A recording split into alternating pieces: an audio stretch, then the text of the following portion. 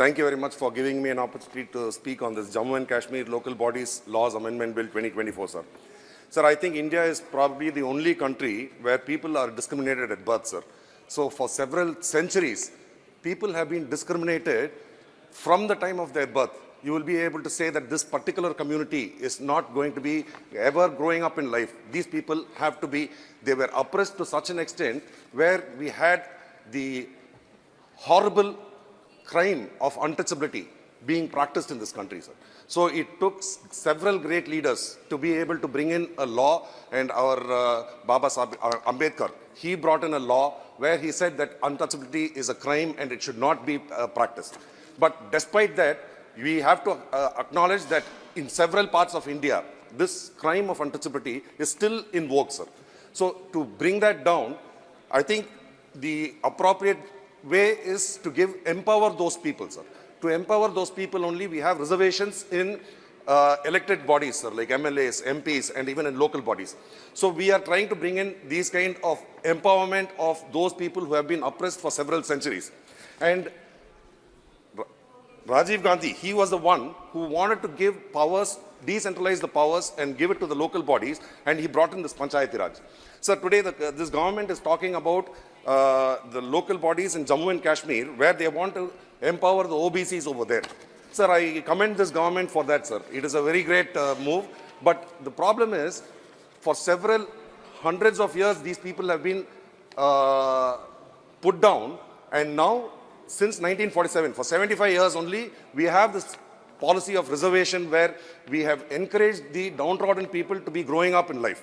But in this process, we do not have a clue about what has happened with this reservation policy. For 75 years, we have been giving reservations to several communities. If you look at OBCs, it is not just 2 or 3 communities, sir. There are hundreds of communities which fall within that OBC community. And to understand the effects of reservation, unless we have a caste-based census, we will not be able to find out which particular communities have developed and benefited out of this, and which particular communities are still being oppressed or still behind, where they also have to be brought up in this society, sir. So if you want to recollect, Tamil Nadu was one of the states first to have the highest number of reservations, sir. We have 69% reservation, and we feel that proportionate representation, proportionate reservation is necessary, sir. So we have to first identify what are all the communities. When we say there is a reservation for OBCs, I feel that we should also have a reservation within the OBCs for several communities, sir. And also the government of India has a creamy layer concept, sir. They say that if one generation has developed, is a graduate, his son is not eligible. So you have to understand that these communities have been oppressed for hundreds of years, after being, if not thousands of years, sir. For thousands of years they are oppressed, and you're saying that one particular family has grown, so that particular family should not be benefiting out of this. So I would suggest that this government have a creamy layer, but you say that those who are not from the creamy layer will be given the first preference, and that reservation quota should be reserved for those people. Even if they are from the creamy layer, it should be provided to them, sir. Sir, I also want to say that the railways recruitment, in the railway recruitment, to overcome this reservation policy, they have 2 exams, sir. Dilbari boliye.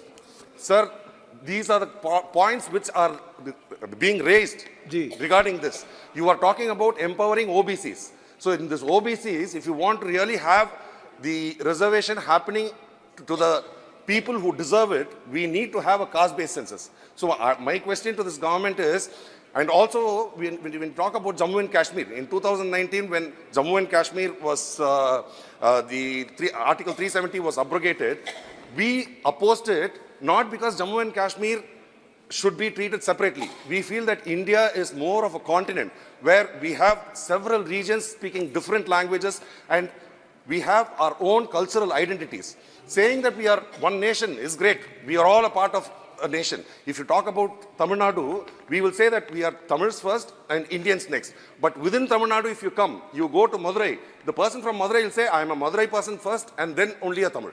So these are certain identities which we are living with, and that identity should be respected, sir. Okay. When we say that Article 370 abrogation, when we opposed it, we are saying that each and every state in this country, irrespective of whichever state, sir, be it UP, be it Tamil Nadu, be it Kerala, we should have our freedom and independence to run the way, our people the way we are wanting it, sir. Thank you. You cannot say that we can have one concept of one nation and say that every state in this country should be following that concept, sir. Sir, so I would like to end by asking, first, you give back Jammu and Kashmir statehood, and then let the people over there decide about this. And as a country, what you could do is probably have a caste-based census, sir. If the state governments do it, Bihar has done that, but that is only called as a survey and it will not be officially acknowledged, sir. So I would like to ask this government whether a caste-based census is in their agenda or not. Thank you very much.